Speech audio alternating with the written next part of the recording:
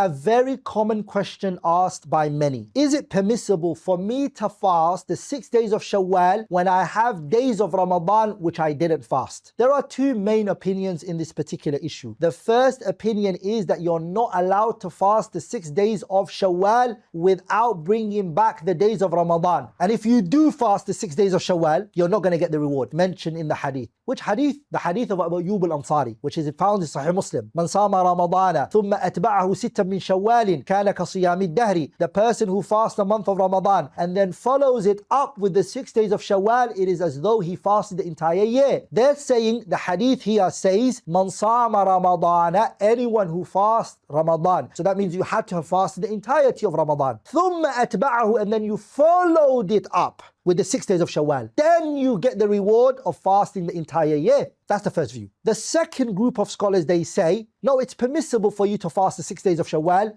even if you have days of Ramadan that you didn't fast. And they respond to this hadith by saying that the hadith, Man sama Ramadana qad kharaja makhraj al-ghalib al-a'am فلا مفهوم له. That this hadith, it's referring to that the majority of the people are going to finish the month of Ramadan. That's what some scholars they said. And some scholars they said, Man sama Ramadana, it's like and it's similar to the other hadith where the Prophet said, Man sama Ramadana imanan wa ihtisaba ghufira lahu ma taqaddama min dhanbi. Anyone who fasts the month of Ramadan, imanan, faith in Allah tabaraka wa ta'ala, wa ihtisaban, and hoping reward from Allah, he'll be forgiven for his sins and his mistakes and his shortcomings. They said that hadith doesn't mean that you have to fast the entire month of Ramadan for your sins to be forgiven, even if you fasted a few days. So they said this hadith is also similar to that. Another reason why there is a difference other than the hadith, are you allowed to place a voluntary before an obligatory? Because the fasting of Ramadan is obligatory and the 6 days of Shawwal is voluntary. So the first group are saying you're not allowed to, and the second group are saying we're not looking at it from the perspective that the 6 days of Shawwal is voluntary and the days of Ramadan that are outstanding are obligatory. We're not looking at it from that perspective. We're actually looking at it from the perspective of one is limited and the other one is unlimited. What does that mean? The 6 days of Shawwal is limited to a particular month, whereas the days of Ramadan that are outstanding can be brought back until the next Ramadan, which is a year. So they said the one that's limited to a month should be prioritized over the one that is long, which is Ramadan, the days of Ramadan. So that's another argument in this issue, or another angle that the discussion is built on.